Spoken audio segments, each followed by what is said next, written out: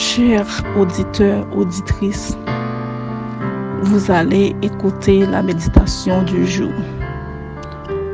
Vous recevrez une puissance, Ellen White. La nature de l'esprit, un mystère, 3 janvier. L'esprit de vérité que le monde ne peut pas recevoir parce qu'il ne le voit pas et ne connaît pas.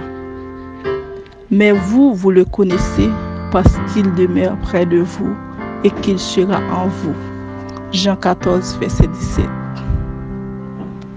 Il n'est pas essentiel pour nous de pouvoir définir ce qu'est l'Esprit Saint. Le Christ nous dit que l'Esprit est le consolateur, l'Esprit de vérité qui provient du Père. Il est clairement précisé en ce qui concerne le Saint-Esprit que dans sa mission de guider les hommes dans toute la vérité, il ne parlera pas de lui-même. Jean 15, verset 26, Jean 16, verset 13. La nature du Saint-Esprit est un mystère. Les hommes ne peuvent pas expliquer parce que le Seigneur ne le leur a pas révélé. Certains vues fantaisistes rassemblent quelques textes de l'Écriture et émettant les conjectures, mais l'acceptation de ce point de vue ne fortifiera pas l'Église.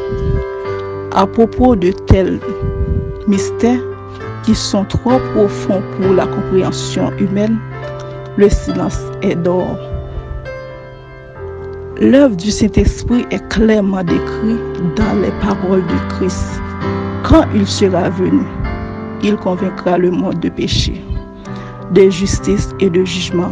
Jean 16, verset 8. C'est le Saint-Esprit qui convainc de péché. Si le pécheur répond à l'influence stimulante du Saint-Esprit, il sera conduit à la repentance et rappellera à l'importance de l'obéissance aux exigences divines.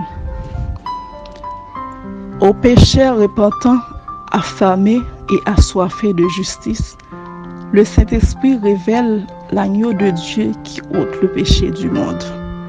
Le Christ déclare: il prendra de ce qui est à moi et vous annoncera.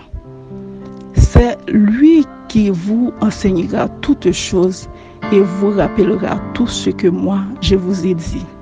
Jean 16, verset 14. Jean 14, verset 26. L'Esprit est donné comme agent générateur pour rendre efficace le salut accompli par la mort de notre Rédempteur.